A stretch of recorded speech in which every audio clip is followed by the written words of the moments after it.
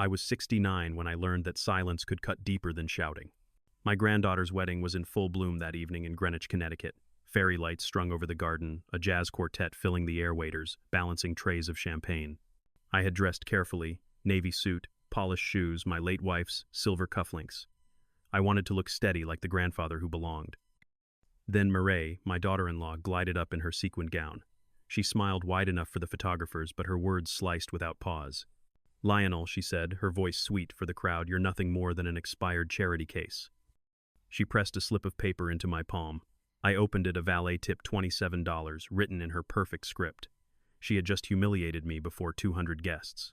Laughter rose from the younger crowd who thought it was some joke. My knuckles tightened around the paper, and I felt the weight of every quiet year since my son passed. I said nothing. Instead, I reached for my phone and made a call no one expected. The wedding planner froze when she realized what I was doing. The band faltered. I had triggered the escrow hold.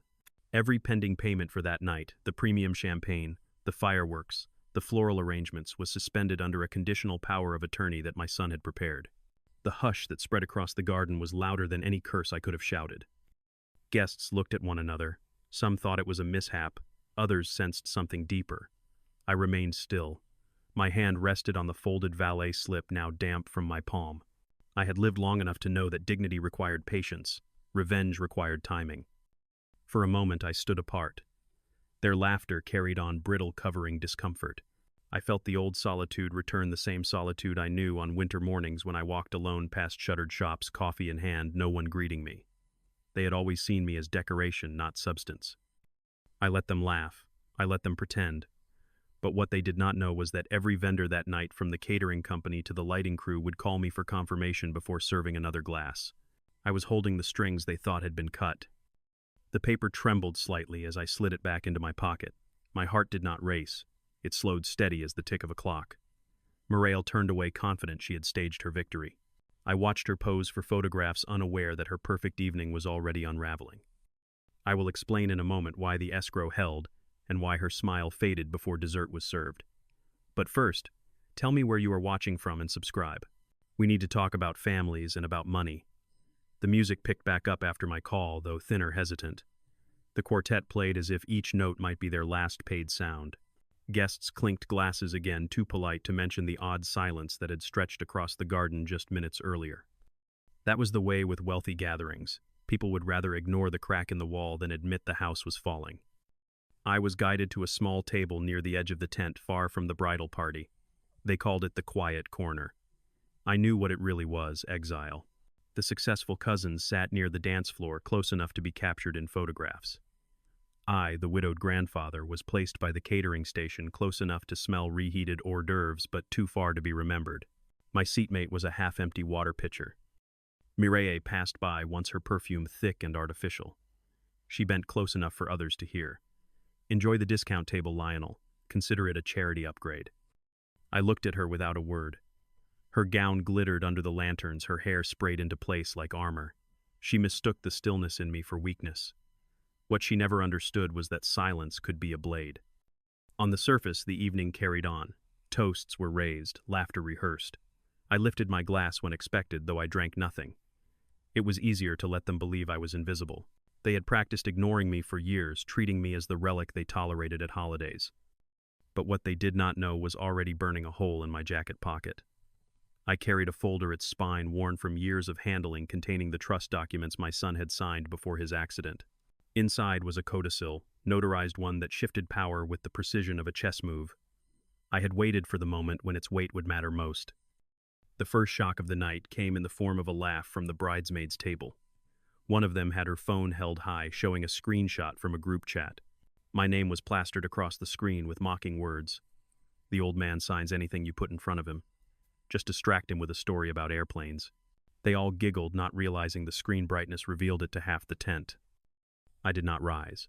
Instead, I excused myself calmly and stepped out to the valet stand. Within 10 minutes, I returned holding a printed copy of that same chat, courtesy of the hotel's front desk printer. I placed it gently on my plate beside the untouched bread roll. Those who caught sight of it grew silent. The second tremor followed quickly. My phone buzzed with a bank notification. A push alert glowed across the screen. Attempted transfer $17,800 from estate account. Action required. I tilted the phone slightly enough for the nearest groomsman to read. His eyes widened. He whispered to the man beside him. The news spread faster than champagne bubbles.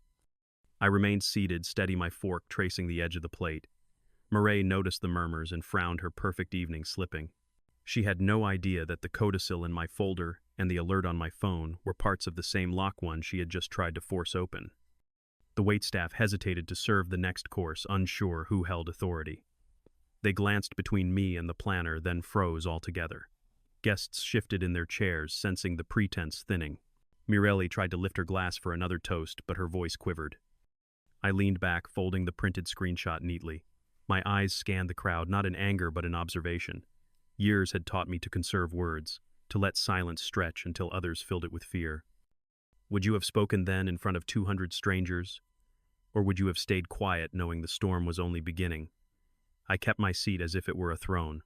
The linen napkin lay across my lap, untouched, while laughter cracked and stumbled around me. I could feel the pulse of the room shift, small, nervous glances toward me, whispers tucked behind hands. That was the first crack. The second would come when I chose. Mireille, sharp enough to sense unease, swept back toward my table. She bent low, still smiling for the crowd. Lionel, she whispered through clenched teeth, you are embarrassing yourself. Sign what needs to be signed, then leave quietly. Everyone knows you cannot handle these matters. Her hand slid a folder toward me, papers already tabbed, signature lines marked in red ink. I looked down without touching them. I could read enough in the header, an agreement shifting control of assets into her name under the pretense of simplifying the estate. I did not speak. I reached instead for my own folder, the one I had carried for years. My thumb brushed the notary stamp embossed on the codicil, a mark pressed into heavy paper like a seal of war. I set it beside her folder, wordless. The contrast was clear, her glossy, freshly printed papers versus my worn legal pages stamped in blue. She straightened the smile, freezing. Around us, the band fumbled through another jazz number, their rhythm collapsing.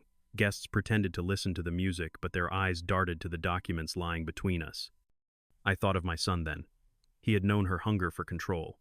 He had warned me in letters I kept sealed until after his funeral. He had left the codicil in my care, naming me as trustee, granting me conditional power should funds ever be mishandled. That moment had arrived. The bank notification still glowed on my phone, the attempted transfer of $17,800. It was more than theft. It was proof of intent. I slipped the phone beside the folder. Evidence stacked quietly, needing no words. The room seemed to shrink.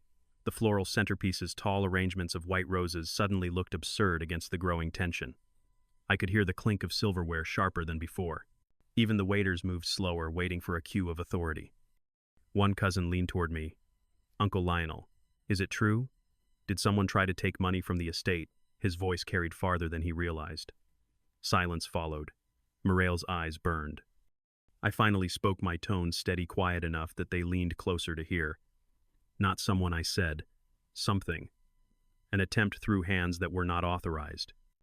I let the words hang, neither naming her nor excusing her. The ambiguity was heavier than accusation.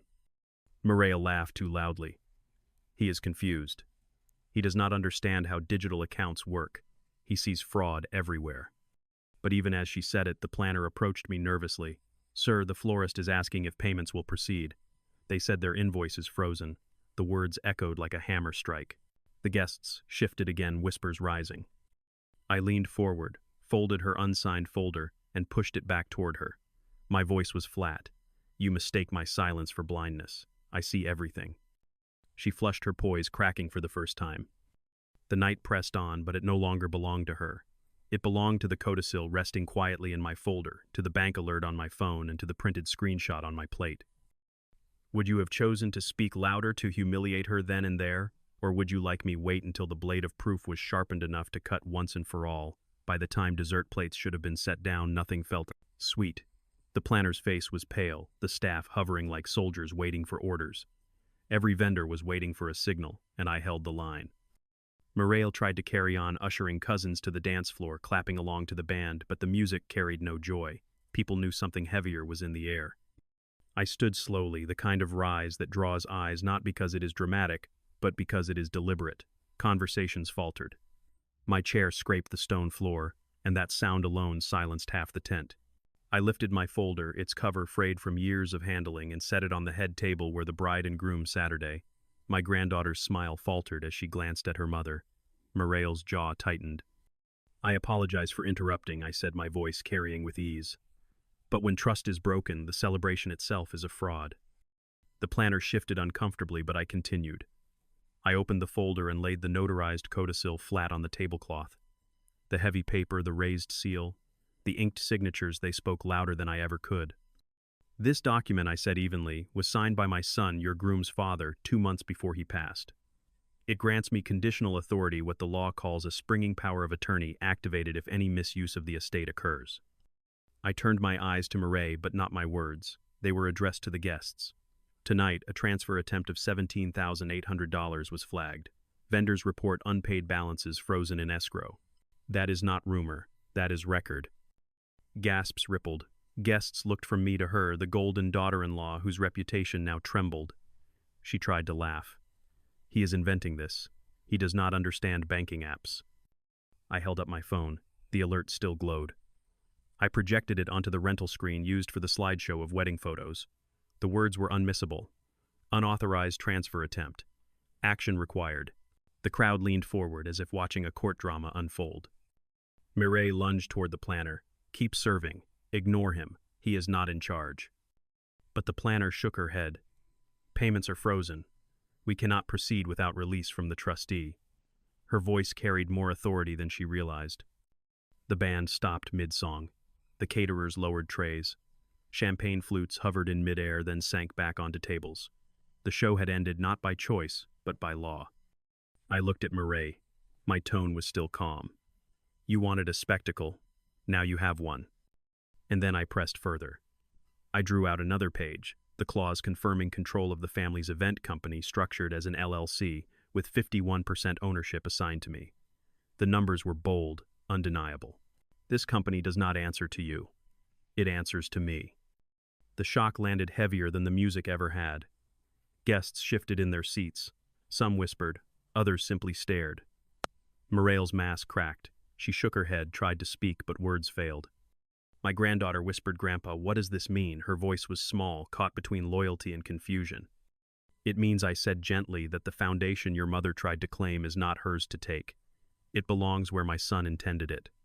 With integrity." I closed the folder slowly, letting the weight of the moment settle. Then, in a voice firm enough to cut through the tent, I added, "Tonight's payments are halted until every cent is accounted for. If the evening falters, blame not me, but the hand that reached for what was not hers." Guests shifted again, their applause, hesitant but growing. Some clapped out of respect, others out of relief that someone had spoken aloud what had simmered beneath the surface. Mireille stood rigid, her smile gone, her eyes glassy. She whispered something to her lawyer, who sat stunned, unable to offer her a lifeline. I remained standing, hands folded over the worn leather of the folder.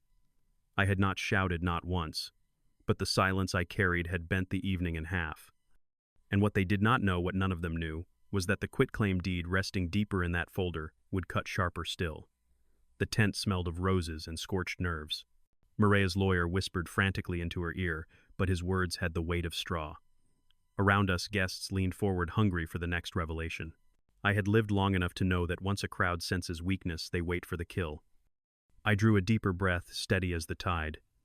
Then I slipped another sheet from the folder, a quitclaim deed. The paper bore the county clerk's stamp, embossed and unforgiving. I laid it across the head table beside the codicil.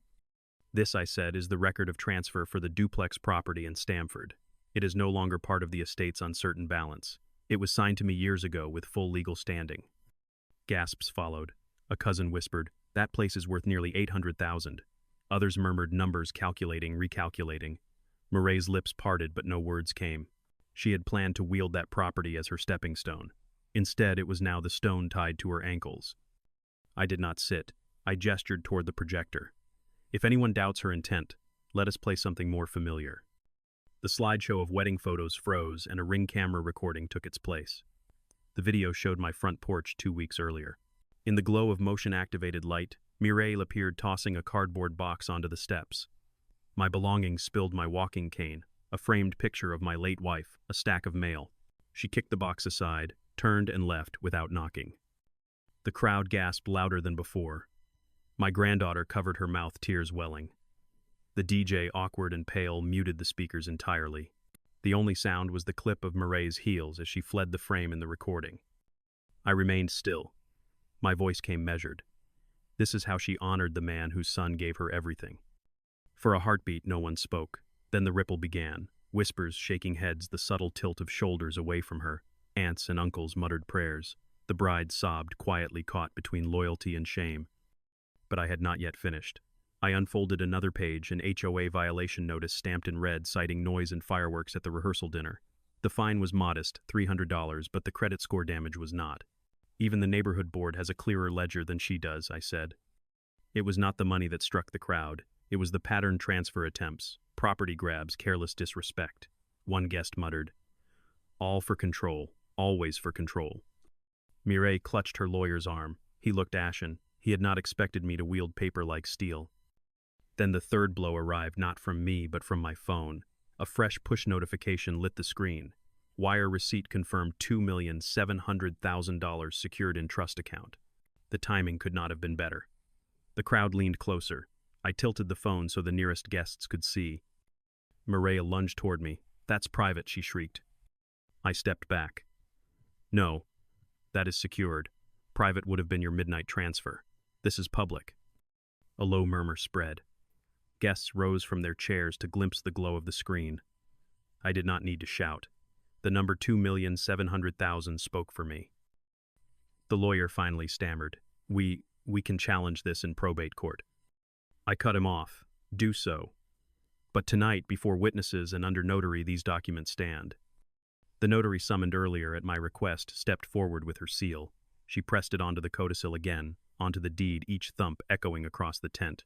The air thickened with the scent of roses and melted wax from the lanterns now guttering low. Mireille crumpled into her chair, mascara bleeding down her cheek.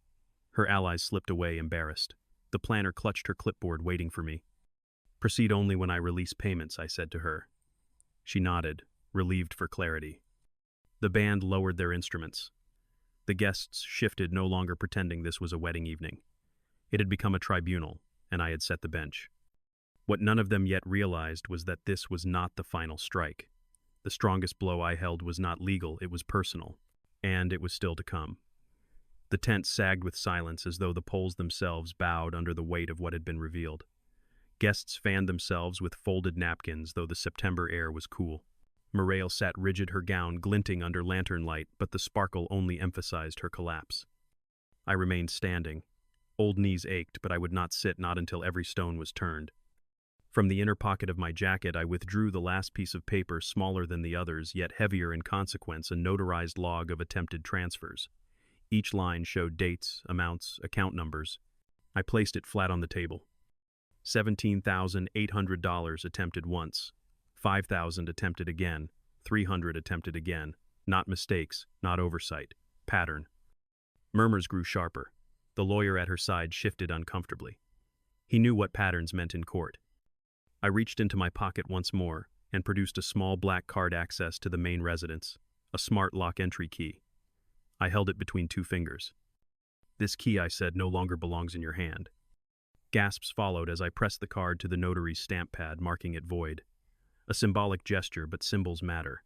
Mireille's face drained of color. The lock on the house, her fortress of image, no longer opened for her. The planner stepped closer. "Sir, shall we continue the service, or suspend entirely?" I looked at Mireille, then back at the planner. "Suspend the extras, champagne fireworks band overtime. They remain frozen. Serve water and bread. Nothing more." The shock rippled deeper than any champagne toast could have reached. Guests whispered furiously. Some rose ready to leave. Others stayed compelled by the unfolding spectacle. Mireille's voice cracked at last. "You can't humiliate me like this. Not here. Not tonight." I leaned closer, speaking low enough that only the front row could hear, but steady enough that the silence carried my words outward. "I do not humiliate. You did that when you turned my belongings into porch trash. I merely reveal." The notary placed her stamp firmly onto the log sheet. Thump, another record sealed. A cousin shouted, "So he holds the trust, the deed, the LLC." I nodded once. "By my son's intention, yes. I am custodian. not for myself, but for integrity. The applause that followed was not thunderous. It was slow, uneven, but real. A clap here, a clap there, spreading until the tent filled with a rhythm of reluctant respect. Mireille shook her head violently. "This is not finished. We will fight this." "Of course," I said, calm. "Courts exist for that. But tonight the guests have seen. Tonight the record stands." I slipped the voided key card into my pocket. That more than the papers broke her. She covered her face with trembling hands. The crowd shifted, the weight of allegiance sliding from her to me. Vendors began packing equipment. The band set instruments aside. The evening had been stripped bare. And yet as I turned to leave the tent, I paused. My voice steady carried one last note. "You mistook access for ownership, and you mistook silence for absence." The words hung like lantern smoke, impossible to clear. That night ended not with fireworks, but with paper stamp and the sound of a lock she could never open again. The night had thinned to whispers. Guests lingered in clumps, unsure whether to leave or witness more. The band had packed away their instruments. The caterers hovered near the tent flaps, trays empty, eyes wide. What had begun as a wedding now felt more like a courtroom with lanterns. I did not rush. At my age, I had learned that power was most visible when it moved slowly. I stepped toward the center of the tent. My granddaughter stood near the cake table, her dress trembling in the breeze, tears staining her face. For her, this was supposed to be joy. I hated that it had turned bitter, but I knew no other way truth arrives when it must. I lifted the codicil once more, then closed it deliberately. "I have shown you enough paper," I said. "You have seen deeds, transfers, accounts, but documents alone are not the story. Character Island." The silence deepened. No clinking glasses, no shuffling feet. Just lanterns creaking in the wind. I turned to Mireille, who sat hunched, mascara streaking down her cheek. "You called me expired charity. You thought I was decoration. Yet here before your friends and family you sit diminished, not by me, but by your own reach." Her lawyer tugged at her sleeve. She shook him off, muttering something too soft to catch. I turned back to the guests. My son trusted me with these measures not because I asked, but because he knew the nature of ambition. He wanted his daughter protected, his estate preserved. Tonight you saw attempts to bend those intentions. Tonight you saw how quickly image can crumble when light is cast upon it. Applause began, not wild, not joyous, but steady.